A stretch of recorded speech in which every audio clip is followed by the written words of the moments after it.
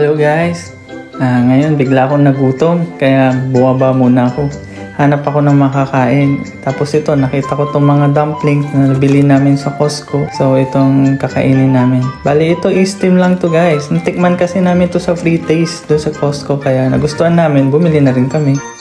Itong parang filter na bili namin to sa Amazon kasi gusto kong bumili ng steamer kaso masyadong mahal kaya ito na lang yung binili namin. Sa mga hindi po nakakala, mahilig po talaga ako sa Japanese, Korean food, especially dumplings, ramen.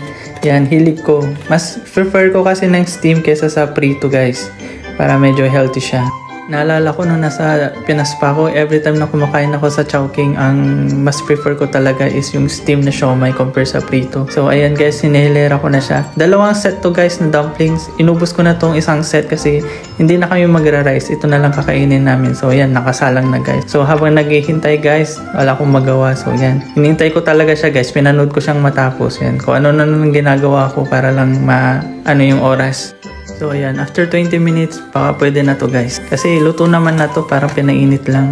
So ayan guys, kukuha na ako ng plato para makuha ko na siya lahat. Nung kinukuha ko siya guys, medyo malagkit talaga siya guys. So medyo nahihirapan ako pagkuha. Mabuti na lang hindi siya nagdikit-dikit. Kung hindi, ay mawawasak siya.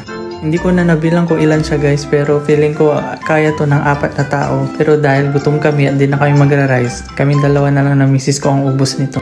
Hindi na kasi kami nag-dinner guys kasi busog pa kami kanina pero biglang nagutom kami. So yan, biglang napaluto tuloy ako yan. May kimchi kami nabili so ilalagay ko na rin siya para may side dishes din. Tapos may nabili din kami na itong parang atsara. Atsara yung lasa niya eh, pero seaweed salad guys pero lasang atsara. So nilagay ko na para mag-balance yung lasa. May manghang at may matamis.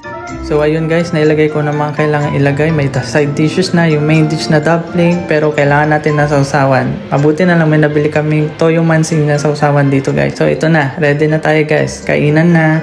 So ito na, unang subo. Sarap guys, approve na sa akin to. Thank you. Paalam.